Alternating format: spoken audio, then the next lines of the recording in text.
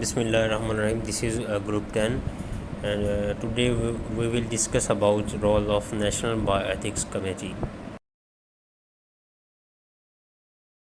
जी, तो सबसे पहले हम बात करते हैं डेफिनेशन की। डेफिनेशन क्या है? A group of individuals who are committed to working together towards common goals of public interest in the field of bioethic. Simple सी बात है कि कुछ लोगों का ग्रुप होता है जो कि कॉमन गोल्स की तरफ वर्क करते हैं और पब्लिक इंटरेस्ट जो है बायोएथिक की फील्ड में उस पर वर्क करते हैं। वो हमारी नेशनल बायोएथिक कमेटी होती है। नेक्स्ट हमारे पास है कंपोजिशन कहता है कि ये जो बनती है कमेटी, इसमें 30 to 36 मेंबर्स हो सकते हैं और ये सिलेक्ट होते हैं through presidency of the council of ministers. ठीक है, presidency of the council of ministers जो है वो इनको सिलेक्ट करते हैं। जो नेक्स्ट स्लाइड में हमें दिखाया गया कि नेशनल बायोएथिक्स कमेटी है वो डिवाइड कैसे करती है, उसकी जो नीचे उसके कमेटीज़ कैसे काम करती हैं, जो सब कमेटीज़ कैसे काम करती हैं। उसके नीचे होता है NBC सेक्रेटेरिएट। सो NBC सेक्रेटेरिएट के नीचे दो कमेटीज़ होती हैं। एक होती है health care ethics committee and the second one is research ethic committee.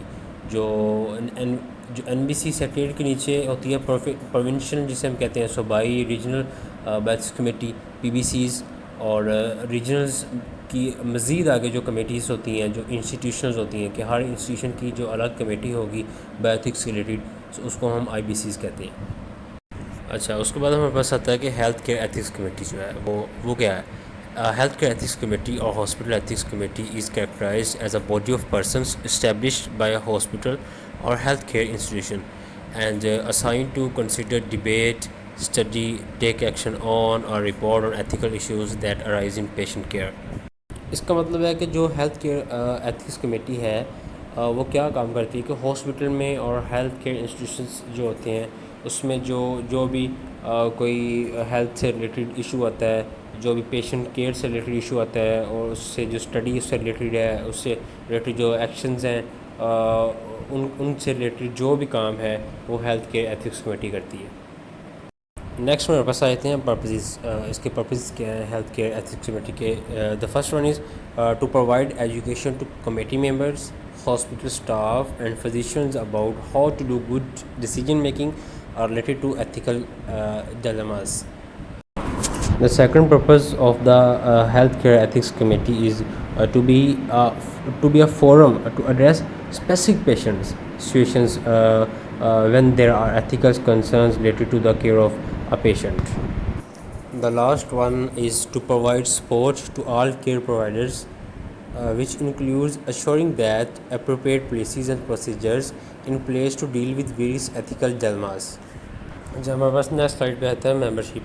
The committee includes persons of different backgrounds and specialities such as, इसमें हमारे पास कौन से हो सकते हैं? फिजिशियंस हो सकते हैं, nursing staff, chaplain, social workers, other ancillary hospital staff like जो मावन होते हैं, जैसे हम नर्सिस हो सकती हैं और बहुत से जैसे लैब्स में वर्कर्स काम करते हैं।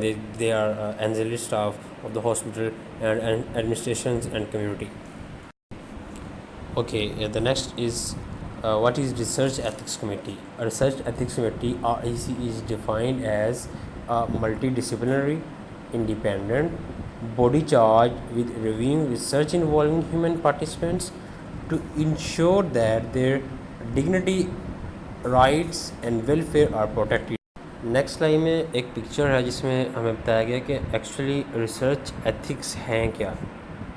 उसमें रूल्स हैं, रेगुलेशंस हैं, जस्टिस है, डिग्निटी है, कॉन्फिडेंशियलिटी है, कॉम्पिटेंस है, मॉरल प्रिंसिपल्स हैं, एथिकल प्रैक्टिसेस हैं, वैल्यूज़ हैं, प्राइवेसी है, ऑनेस्टी है, बेनिफिशंस है, ऑटोनॉमी आ जाता है, उसमें नॉन मेलिफिशंस आ जाता है, इंटेग्रिटी आ जाता है एंड रिस्पेक्ट आ जाता है।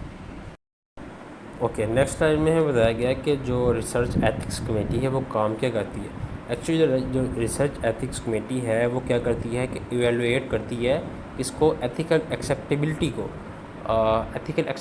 को इवेलुएट करती है बिफोर पार्टिसिपेंट्स। अगर कोई भी बंदा है वो किसी स्टडी में इनरोल होना चाहता है तो उसकी जो एथिकल एक्सेप्टेबिलिटी है वो उसको इवेलुएट करेगी क्या ये इस काबिल है भी या नहीं। तो this is the function of REC। Okay, the next point है in addition the REC will examine certain related financial and scientific aspects. RECs help ensure the well-being, safety and protection of persons who participate in research. कहता है कि जो REC है वो क्या करती है, फाइनेंशियल जो है इश्यूज उसको भी चेक करती है, ठीक है, और साइंटिफिक एस्पेक्ट्स जो हैं उसको भी चेक करती है। और इसके अलावा वो मेक श्योर करते हैं कि जो बंदे या जो the person who participate in research, जो बंदे रिसर्च में काम कर रहे हैं उनकी प्रोटेक्शन को, उनकी सेफ्टी को, उनकी वेल बीइंग को मेक श्योर करते हैं।